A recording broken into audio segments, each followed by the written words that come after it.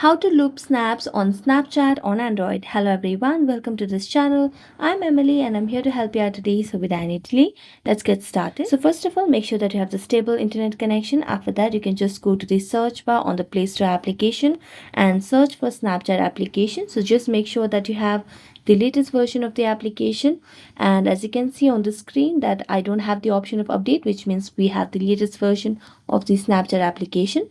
So tap on open and it will lead you to the home page. Make sure that you're logged into your account. Next, what you have to do is simply click a video over here and click on the video of the required duration.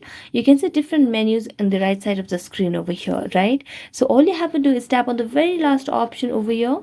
So tap on it once, tap again, and tap again, and here your loop option or looping snaps on Snapchat motion has been activated over here.